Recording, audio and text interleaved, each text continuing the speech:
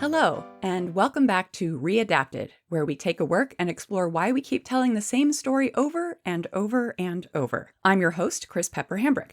This entire season, we've been looking at The Phantom of the Opera, from novel to film to musical, and today, we're going to come more or less full circle, while ending up in an entirely new place. That is to say, today we're talking about the Joel Schumacher film version of the Andrew Lloyd Webber musical, and the strange life his version of The Phantom had after that. The popularity of the musical was such that a film, in hindsight, feels more or less inevitable. But the path from stage to screen here was somewhat tortured, so we're going to talk about how it finally got made in 2004, what the film version does differently from the show, and how we got to the much maligned but admirably bonkers sequel musical, 2009's Love Never Dies. We will also be talking about pretty huge spoilers for Love Never Dies because it's impossible to talk about what the show means without talking about the ending. So if you really need to assuage your curiosity before we begin, the video of the Australian production is about $4 to rent on a bunch of the streaming services. Fair warning, I'm not a fan of the movie or the musical, but I am going to try to give them a fair shake. There are a lot of people out there who love the 2004 film and Gerard Butler as the Phantom. There are people who love Love Never Dies. Obviously, it's not wrong to do so, and both have things going for them that are unique. Because there's some meaty stuff here, and it falls into two rough categories. First, we're going to talk about a film that's an adaptation of an adaptation, and second, we're going to talk about a sequel that isn't an adaptation at all, but which actually changes the meaning of the original. The Joel Schumacher directed film that came out in 2004 starred Gerard Butler, Emmy Rossum, and Patrick Wilson as the Phantom, Christine, and Raoul, respectively. The cast also included Minnie Driver, Ciarán Hinds, and Simon Callow. Everyone but Minnie Driver sang their own parts, despite several having no singing background. Ironically, Driver actually is a singer, but it was felt that the role of Carlotta called for something very specifically over-the-top operatic. Interestingly, of the three leads, the Phantom was the one with no singing background whatsoever. I actually saw Patrick Wilson on stage in the 90s, and he definitely made an impression on me such that I was really pleased when he showed up in films. But while Joel Schumacher was attached to the film as early as 1990, the movie almost did not get made, at least with him directing. Plans were set in motion in 1989, when Warner purchased the film rights and promised Lloyd Webber full creative control. Lloyd Webber, impressed by Schumacher's films and particularly his use of music in The Lost Boys, secured his interest right away, and they began writing the script together. Filming was set to begin in July of 1990, with Michael Crawford and Sarah Brightman reprising their stage roles.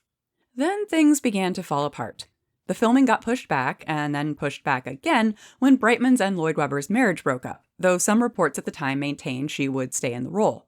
According to Schumacher, they had everything designed, if not built, and were ready to go, but the divorce proceedings muddled plans, and meanwhile, Schumacher's career took off and he began a series of back-to-back directing jobs. Although the personal and logistical issues are surely very real, there's another consideration here. The LA Times pointed out, "There has been speculation in the theater and film community that the film version may have come about too rapidly, considering that there are 9 companies of the musical playing around the world, all doing huge business." So maybe there wasn't such a big incentive for anyone to rush to cut into the stage profits. Furthermore, it's undeniable that the popularity of musical films has waned since its heyday, with brief pockets of respectability, but generally falling off after the 1960s, except when made explicitly for children or in slightly revamped or subverted form, so they could be advertised as not your grandpa's musical. So for my money, it's entirely likely that, despite Phantom's popularity around the world, a big expensive film version was in no way a sure thing in the way, say, The Sound of Music would have seemed back in the day. But every year or two, a trickle of speculative news would declare the project undead. In 1992, Francis Ford Coppola's lushly romantic Dracula was a hit, and it seemed like a good time for Phantom to ride those coattails. It didn't. Schumacher considered coming back to the movie in 1997, but chose other projects instead. In 1999, Antonio Banderas announced that he was playing the Phantom and had been taking voice lessons. Cue reams of mostly online discontent from Michael Crawford fans, though for my money the John Travolta rumors were especially egregious. In 1996, Banderas had at least been able to show his musical chops in the film version of Evita. Finally, the early 2000s saw new success for movie musicals when Moulin Rouge and Chicago came out, and Lloyd Webber bought back the rights so he could fully control the production. Phantom was back on, and Joel Schumacher had gotten Falling Down, The Client, Batman Forever, Batman and Robin, and A Time to Kill out of his system. But there was no way now for Crawford or Brightman to return, not nearly 20 years after their original creation of these characters. Potential Christines went from Katie Holmes to Anne Hathaway to, finally, Emmy Rossum, who had had a career as a child with the Metropolitan Opera in New York. As for the Phantom, Lloyd Webber seemed to have conceived the character a little differently from his original vision. In his words, "We needed somebody who has a bit of rock and roll sensibility in him. He's got to be a bit rough, a bit dangerous, not a conventional singer. Christine is attracted to the Phantom because he's the right side of danger, so we had to find an actor who could deliver that vocal quality." That somebody ended up being Gerard Butler, later star of 300, whom Schumacher had seen in Dracula 2000. Almost no one else seems to have seen Dracula 2000, but I guess it was worth being in if your audience of one can get you the lead in the biggest musical hit of the 20th century. Curiously, they did not choose an actor with a musical theater background or a rock and roll background, but no singing background at all. There are those who enjoy Butler's performance, and there are others who wonder why someone meant to portray an angel of music should have to be autotuned. Regardless, the choice to cast a delicate teenager as Christine against two men in their 30s, one of whom, well, looks like Gerard Butler, automatically puts the characters in a very different light from the more mature Sarah Brightman and less, let's say, Hollywood leading man-esque Michael Crawford.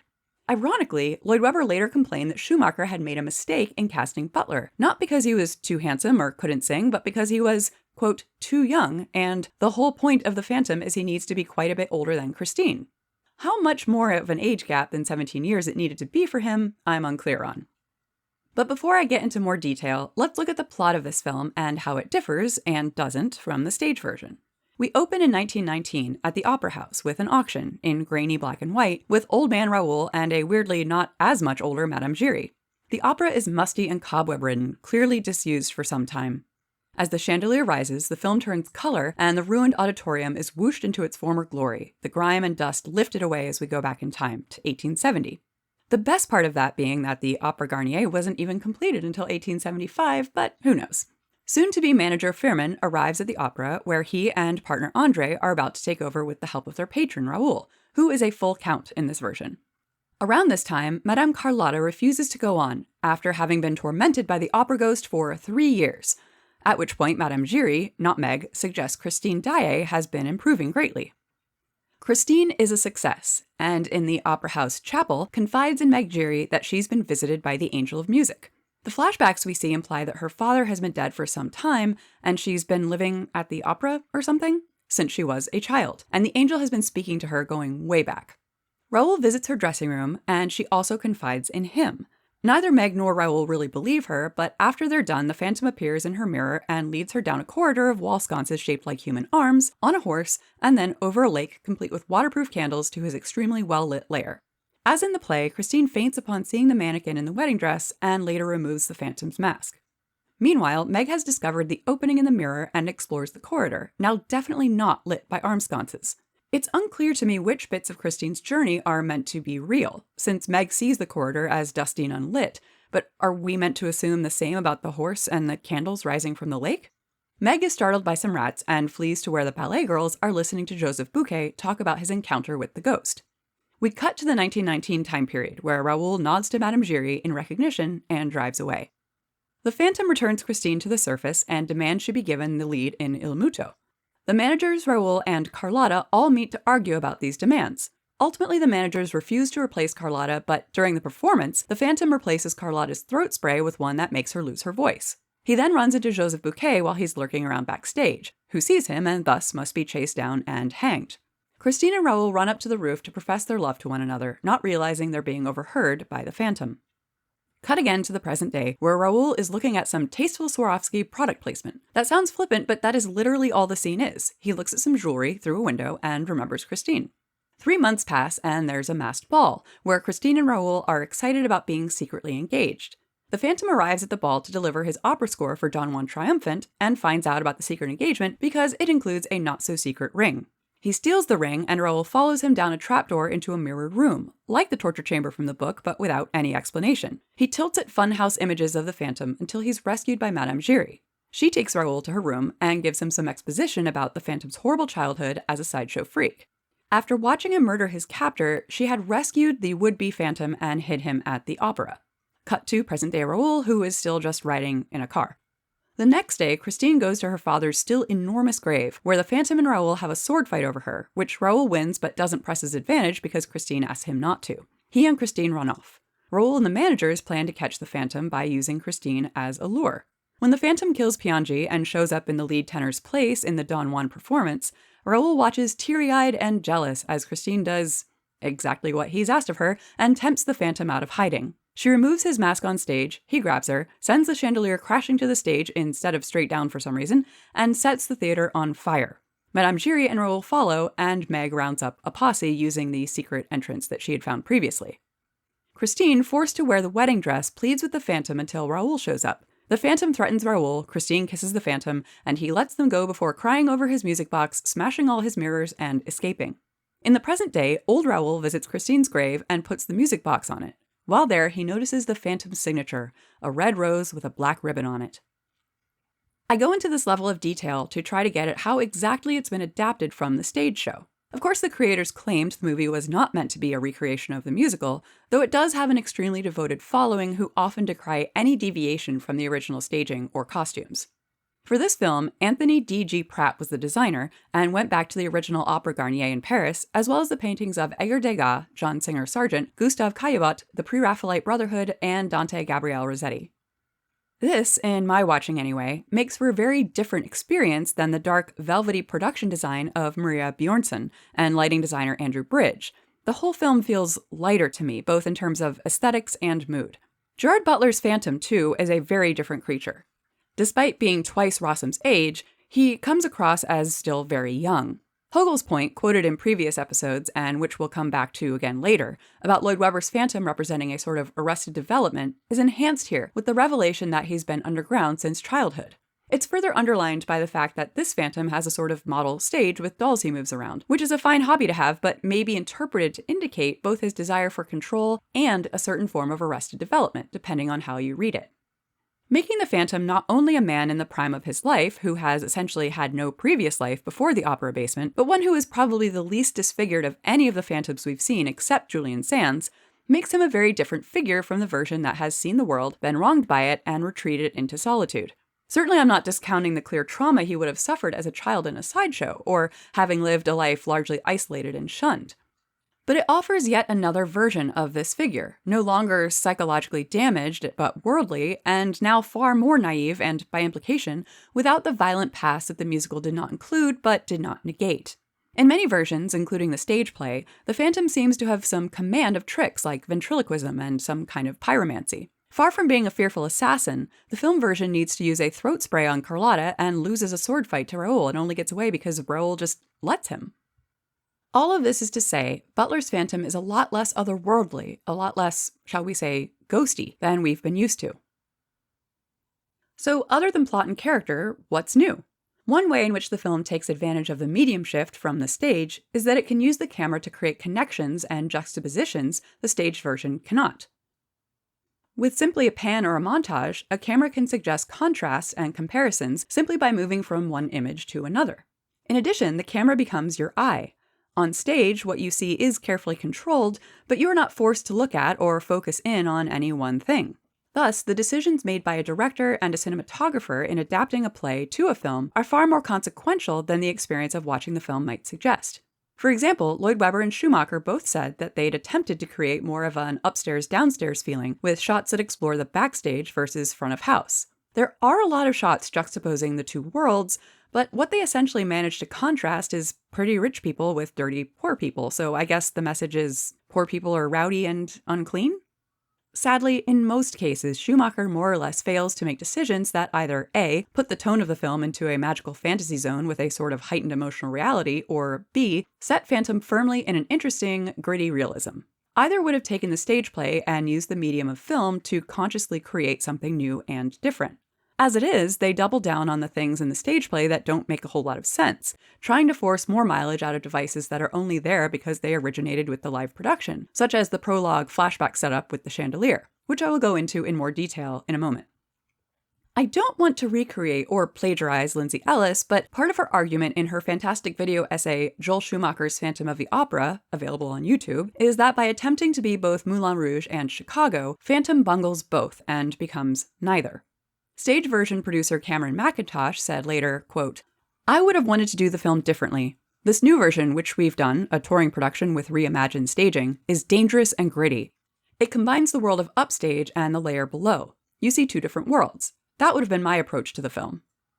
Whether you think the new staging accomplished this or not doesn't negate the point that whatever realism they say they thought they were bringing to the film, it didn't land. Jonathan Rosenbaum of the Chicago Reader wrote that, quote, "Teen romance and operetta-style singing replaced the horror elements familiar to filmgoers, and director Joel Schumacher obscures any remnants of classy stage spectacle with the same disco overkill he brought to Batman Forever." Which is actually a bit unfair, considering Phantom seems significantly toned down from Schumacher's Batman films. This is a little tricky to talk about in the context of the themes of this podcast, because we're now at several removes from the original LaRue. But one thing I think is interesting about all of these layers here is how narrative point of view, style, and medium all combine to enhance or detract from the level of believability. In the novel, LaRue's framing device works, thematically, if not always in terms of pacing, because he's inserted bits that make the whole thing more believable, even as he spins an ever more fantastic tale. Dropping in the names of real people or pretending to have documentation from fake people makes it all seem like he's a detective piecing together a decades-old mystery. It's easy for the reader to play along with that. Cut 100 years to the stage show, and the logically inexplicable framing device wherein Raoul sings to a musical box and a chandelier rebuilds itself and transports us back in time to the opera. This is the opposite of realism, but it works because A, we're in a theater and it's a lot easier to go along with something wild when it's happening in the room you're in, and B, it's accompanied by the most badass overture ever, and then we're never asked to think about it again. As Ellis goes into in detail in her video, the film attempts to justify this framing device by expanding it and returning to it repeatedly. The opening montage is more elaborate than the stage version. It morphs from black and white into color, and we see shots of the musty Opera Garnier returning to its former glory, moving us back through time. In the course of the film, it cuts back to the present day several times, toggling us between past and future. But it's no longer necessary because we don't need to see the chandelier rise up. We're no longer in the room with it, and we don't need the excuse to activate the physical prop. And the flashbacks repeatedly call attention to the fact the framing device doesn't make sense. It's only there because it was in the stage version and people remember it. And because we expect it, and because it's now in a film where the creators seem to have assumed we weren't prepared to suspend disbelief, they felt the need to overexploit it. All of this is to say, the medium matters a lot when it comes to what we'll read as realistic or believable. The documentation from the novel becomes unnecessary in stage form because the audience is already primed and willing to believe in things that they're seeing, and to have an exaggerated emotional response because it's accompanied by a bombastic score. Conversely, the film's emphasis on the framing device, as well as other decisions such as pointlessly speaking lines that used to be sung or the Phantom's drastically toned-down makeup, serve to actually decrease the audience buy-in. It's neither grittily realistic enough to stand on its own as believable, or over-the-top and grandiose enough to punch through your logical mind and access the part where you're just feeling it. The reason why Moulin Rouge was a hit was in part because it utterly refused to bow to any need to appear realistic or believable. No one cared because everything in that movie commanded you to feel it. There's not one single frame of that film that requires you to believe it to understand it. I know this isn't usually a podcast where I delve deep into the specific aesthetic choices made by a director and/or cinematographer, but here I think some dwelling on these things, at least in broad strokes, is relevant to our interest in adaptation. As I said before, the stage version can present a scene to you and direct your attention with sets, staging, and lighting, but it cannot physically direct your gaze. Here, the sets, lighting, and editing have the opportunity to direct your gaze and manipulate, in a good way, your emotions about the scenes and characters. And yet no decision-making seems to have gone into any of it. The lighting is flat, the editing decisions make zero sense from a musical or emotional perspective, and the so-called creative choices do very little to enhance either the viewer's experience or understanding. For example, the editing often fails to take advantage of the rhythm of the music, and sometimes cuts just off the beat. There are a ton of long takes that linger on wide shots, offering no additional information or impact that might have been provided by, say, cutting to a close-up or a reaction shot. Or take the homage to the Jean Cocteau Beauty and the Beast film from 1946, which is where all those arm wall sconces are directly lifted from, but here seem to be saying nothing more than, hey, we watched a movie from 1946.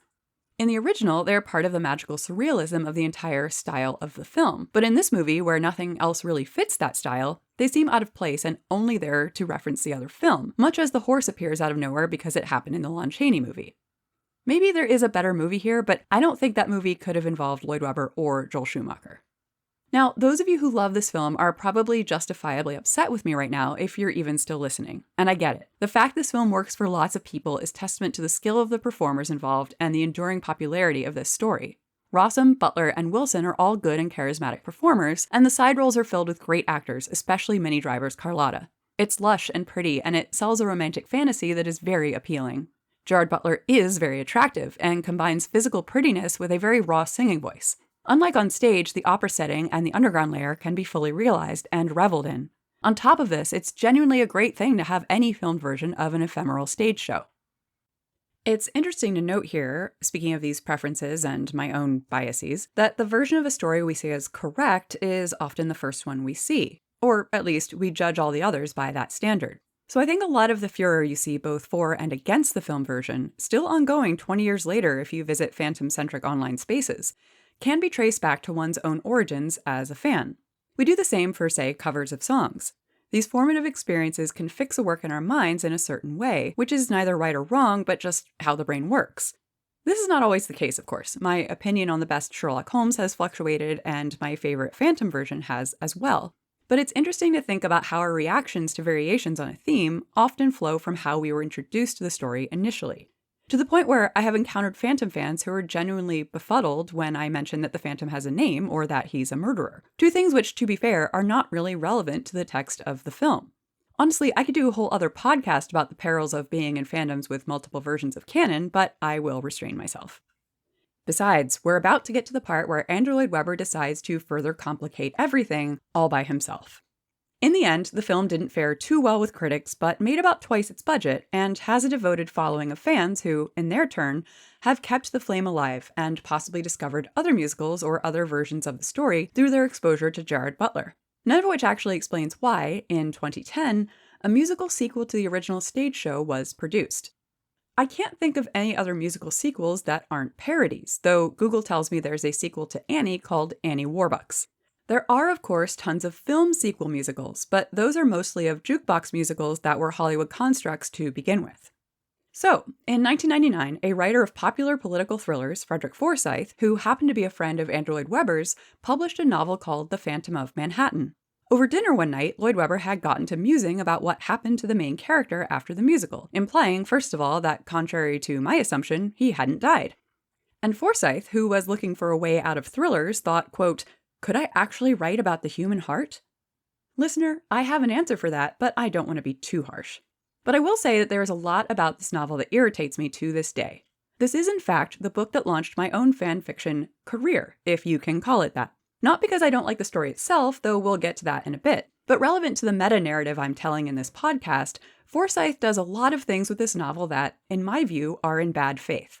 First, he opens with an extensive prologue wherein he states the following. 1. That Andrew Lloyd Webber rescued this story from being just a horror story to something deeper and romantic. 2. That while Gaston Leroux was writing truth, he at least is having fun maintaining the original's fictional conceit, he was a bad writer and wrote it wrong. And 3. That anything in the following novel which contradicts what we've read before is a combination of Leroux being a bad writer, Forsyth's modern eye being inherently better at analyzing motivation, and the people Leroux talked to, Madame Giry, but especially the Persian, are suspect, misinformed, or outright liars. Now, I'm certainly sensitive to any dismissal of my favorite character, the Daroga. However, that's not the source of my annoyance. It's that Forsyth is willing to play the game as a post-Conan Doyle Sherlockian writer might, upholding the idea that Watson wrote the stories and Sherlock existed, but he's not willing to play within the context that Leroux set out. Surely it's cheating to say, I'm going to write a sequel, but I'll ignore anything that gets in the way of the story I want to tell. At the very least, in my opinion, you have to put in a little more work than an author's foreword telling you to ignore the man behind the curtain. At least provide some in-universe explanations for why you're changing the entire thrust of the narrative. If I sound peevish, well, I am, but I also come from a background in fandom, where part of the fun is in attempting to play within the sandbox you've been given and get creative with it, not just declare you're taking someone else's toys away because they made them wrong. Anyway, okay, moving on past how Forsyth has decided to acknowledge and then completely discredit Leroux, let's talk about what he chooses to say is the truth. It's frankly bizarre. He sets the original in 1893 for some reason, possibly better than 1870, but still very arbitrary, and posits that Christine and Eric had one tryst together before Christine married Raoul. This resulted in a child named Pierre, though apparently only Madame Giry knows Pierre can't be Raoul's, because Giry witnessed a street accident which rendered Raoul impotent. There is way too much to unpack there, so to speak, for me to be able to do it here, but whatever. Giry writes a deathbed confession to Eric in 1906, telling him he has a son. Meanwhile, Eric has fulfilled the American dream by immigrating to New York and working his way up from itinerant fish cleaner on Coney Island to amusement park mogul and Wall Street tycoon, who has built a tower on Manhattan that dwarfs everything around it. This is not a joke, or at least, if it is, it's still what is in this professionally published novel. Finding out he has a son, Eric realizes money isn't everything and lures the family to New York by building an opera house to rival the Met. Using the monkey music box, unsure how this eventually makes it back into an auction house in Paris so Raoul can buy it, but let's keep going, he draws Christine into a mirror maze in his amusement park for no particular reason, where she refuses to get back together with him, but agrees that Pierre will be allowed to choose between them once he turns 18. The basic struggle in this story is between Eric's newfound material success and his longing for the family he'd lost or discarded along the way. And Gerald Hogel links this to, quote, 1990s anxieties about the undersides of economic success and social ascent, as well as the baby boomer desire for endless economic advancement. The arrested development of Eric he's pinpointed in versions leading up to this becomes a fantasy of unparalleled success in the amusement industry. Which is fine, I guess, though not really the story I personally was asking for, even if I thought the show needed a sequel. But what makes it ultimately too egregious to forgive is the fact that Eric's crimes and edges have all been whitewashed and sanded down. And Forsyth's stated antipathy to the Persian's narrative in his foreword finds its ultimate expression in the character of Darius, whom he's invented in order to shunt all of Eric's negative traits onto, plus some new ones, now with added fears of immigration and sexual deviance. And lest we think the name is random, Darius is in fact the name of the Persian servant in the original novel. I don't think it's meant to be the same character, but it calls attention to the connection I'm making. Darius, we learn, is Eric's assistant and both the public face of his business dealings and the darkness at the heart of his empire. A victim of child sexual abuse who is now a drug addict, Darius literally worships money, is an evil homosexual despite actually being a victim, and in his ire over his position being threatened by a real son, tries to kill Pierre but kills Christine instead, allowing Eric to adopt Pierre without conflict and go on to make him his business partner. The bad immigrant and the inconvenient lover who won't leave her husband die, while the good immigrant lives on and thrives with his mini-me and no interference from women or gays or ethnics. So this is the fitting end Forsyth saw for the Phantom. His relationship with Christine is validated and affirmed by the production of a child, his own complexities are shunted onto an evil foreign other, and the conflict between business and family success are solved by becoming father and son billionaire playboy philanthropists. We've seen some of the elements of this sanding down before. Forsyth makes Eric more apparently sympathetic by making him literally less of a criminal, and then creates an alternate vessel for those crimes, much like the little person in the Herbert Lom film. But in the end, the whole thing reads like an exercise in denying what's actually interesting about the original tale and making an argument that Lloyd Webber's version was a necessary correction to the story in order to make it a romantic classic. Generally, there's no wrong way to adapt a story, in that discarding elements of the original are par for the course, because the movie or the play or whatever is not the thing, but a further iteration of the thing. I'm not actually mad at the Herbert Lom Phantom for making him not a killer, because that is the story they chose to tell. But in this case, I do think it's egregious that Forsyth wanted to both hinge his story on the validity of LaRue's, but also conveniently omit or invent where it suited him instead of saying, okay, I've got this guy about whom we know X, how do I make that sympathetic? To adapt or continue a story while declaring how little you value the original seems unnecessarily insulting.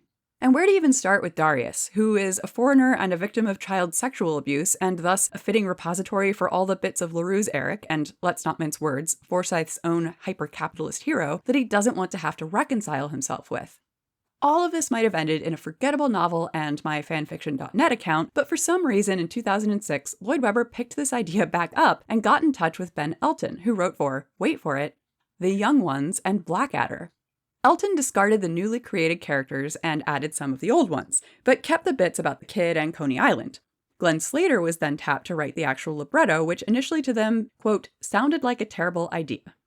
Apparently, Lloyd Webber's new designer kitten, Otto, also hated it, because at one point he deleted the entire score when he jumped onto the digital piano Lloyd Webber was using to write it. The whole thing was a mess all the way through. It was announced for October of 2009, then delayed so it could be reorchestrated, the album re-recorded. Paula Constable, lighting designer, said later that the experience nearly led her to quit the theater industry entirely. It finally opened on March 9, 2010 in London, and then closed for 4 days in November for extensive rewrites. The revamped version was put up in Australia to better reviews but poor sales. And this is the version that was filmed and is available for your viewing pleasure. It's unclear how much those edits helped. Here's what Henry Hitchings' review had to say about it. Quote, "Some of the most obvious alterations stem from the recruitment of lyricist Charles Hart to adjust the cadences of the original clunky lines written by Glenn Slater," unquote. In addition, he wrote that the story is largely predictable and flimsy. The chief problem is the book. It lacks psychological plausibility. Worse, it lacks heart. There's little pathos or emotional tension. There is also scarcely a moment of humor. The lyrics are prosaic, and the flickers of light relief are merely confusing. Honestly, despite having seen it live and on video, the show and its existence are still baffling to me. As in the novel, Christine is lured to New York with the promise of a lucrative opera contract 10 years after the end of the original musical. Upon arrival, she, Raoul, and their son Gustave are whisked away to Coney Island and the Phantom's attraction, Phantasma. They are reunited with Madame Giry and Meg, the latter now headlining the Phantom's vaudeville show. Raoul is pissy about being near circus freaks and storms off to the bar, setting up his basic face-heel turn into alcoholic scoundrel. The Phantom appears to Christine to ask her to ditch her contract and sing for him instead. She refuses until he learns about Gustave's existence and threatens to kidnap him if she doesn't. What he doesn't know yet is that Gustave is the result of their one tryst before Christine's marriage, which they reminisce about, though lament that their love could never be. Meanwhile, Raoul finds out that Eric's alive, Meg finds out she's not going to be the leading lady in the new show, Madame Giry realizes all they've done to help the Phantom is apparently for nothing, and Eric realizes, upon hearing Gustave sing, that there's no way that's Raoul's kid. Okay, that's just the first act, but I'm gonna stop here a second, because what the hell? Why is Raoul an asshole drunk? When did Christine and the Phantom have a fling? Before she tore off the mask? After? Did she come back after he sent her off with Raoul and then disappeared and had his home overrun with a mob? At what point in the previous musical were they madly in love but unable to figure out how to be together? Isn't it possible that Gustave inherited his musical talent from, the musical prodigy Christine is also supposed to be? The second act gets even more bonkers. Raoul is basically living at the bar, but the bartender turns out to be the Phantom, so they can make a bet using Christine and Gustave's lives as the stakes, without, of course, consulting them. Meg and Madame get upset because the Phantom didn't watch her striptease show. Christine's decision to sing is now what her relationships with her husband and ex-lover hinge upon. She sings, and Raoul leaves. Christine discovers that Gustave is missing, and they find him down at the pier with Meg, who is trying to drown him because the Phantom never appreciated that his new start was bought at the cost of her own prostitution. She attempts to kill herself, but shoots Christine instead, who dies confessing she'll always love the Phantom. Gustave finds Raoul and brings him back to watch morosely as he accepts his real father for the first time. Curtain. Full of sound and fury, ultimately this plot signifies nothing, except to retroactively give the Phantom and Christine a reciprocal, consummated romance. But in order to do so, it not only ignores or alters the narrative that has come before, commonly referred to as a retcon or retroactive continuity, but kills her in the process. The characters, motivations, and plot points of the previous show are at best ignored, at worst demolished. And that, I think, is why it irritates me more than just a substandard adaptation. I've read, and I hope written, better fanfiction than this, which is able to invent new places for the story and characters to go without wholesale assassination of what came before. What's even weirder is that it's an assassination of Lloyd Webber's own work. In the Oxford Handbook to the British Musical, David Chandler writes about exactly this. He calls Love Never Dies one of the oddest sequels in theatrical history, shaped by a peculiar love-hate relationship to its original. On one hand, it shores up the position The Phantom of the Opera occupies as Lloyd Webber's central defining musical. On the other, it seems intent, in a rather Freudian way, on displacement, on destroying the authority of the earlier work. He further points out that given what we know of the motivations expressed in both, as sequel and original are erected on such different imaginative premises, they cannot both be true. I entirely agree with this assessment, though I hesitate to speculate on Lloyd Webber's motives other than profit in this case. I suppose, if you're the type to read something into his writing the original for his then-wife Sarah Brightman, an armchair psychologist might make something out of rewriting history such that she actually did love you all along but died horribly, but I don't want to go too far down that road. Whatever the reason, it's undeniable that the sequel, as written, requires either an entire rewrite of the original or an extreme interpretation of events. Indeed, if you watch the Royal Albert Hall edition of the original musical, I do suspect some of the alterations in staging, such as Christine turning and singing her last reprise of All I Ask of You to the Phantom, is an attempt to jury-rig ambiguity into the ending expressly in order to justify the notion that they did indeed consummate their relationship. Okay, so if you're still with me after all of that, what does this mean ultimately to our analysis of the way the Phantom story has been shaped over the years? The way the Phantom moves from the stage musical to the film to the sequel is a sort of microcosm for the softening of his character we've seen over the longer time frame from LaRue to today. While the musical's character was already a romantic figure, he's still quite dark. His disfigurement is significant, his violence closer to the surface, and despite the millions of people who came away wishing he'd come to their mirror, there's still a strong sense that this guy isn't really the hero, even if we want him to be. But Gerard Butler's Phantom is in every way lighter, less dangerous, more a victim. And by the time we get to Love Never Dies, especially if we count the Phantom of Manhattan as part of its DNA, the character has in most respects become the hero, not the sexy antagonist. You can even see this in the language Lloyd Webber used when talking about the casting of the 2004 film. Christine is attracted to the Phantom because he's the right side of danger, is what he said, prioritizing the Phantom's rock and roll sexiness. This is a shift from 1986, when he cast Michael Crawford because his voice could carry both the beauty and vulnerability required. Lots of people found Crawford sexy after that, but no one was clamoring for his poster on their walls after Some Mothers Do Have 'Em or Condor Man. The character had other layers to him, onto which the audience could project attraction. By 2004, Lloyd Webber is casting the character who originally was the antagonist as the sexy protagonist. And by 2009, he's decided the previous hero of the story, Raoul, is an abusive drunk, and made the Phantom the center of a different sort of love triangle where he's the one being fought over. So the same process of softening, excusing, and sexifying that we saw in the move from Chaney to Rains to the musical, we see a version of in Lloyd Webber's own conception of the character. It seems clear to me that, either through personal identification or his long association with the property, his perception of it and his attitude towards it materially shifted. In a way, he bought into his own alteration to the point where he has backwards mapped it onto his previous creation. And thus, what we see in the Joel Schumacher film is his and Lloyd Webber's own cultural shift in how they see the character. What's unique about this is that it's taken place within the scope, not merely of society, but his own work, though obviously many other people had a hand in every step of that process. And this leads to the second half of my main point here, which is that this is both hugely significant and, in a sense, meaningless. It's hugely significant in that this is by far the largest audience any Phantom story has ever had.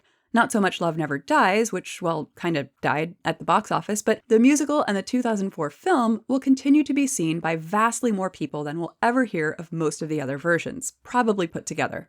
But at the same time, I don't know if much can be read into the shift that occurs through the microcosm of the Lloyd Webber Phantom universe, in that it doesn't signify much more than his own trajectory.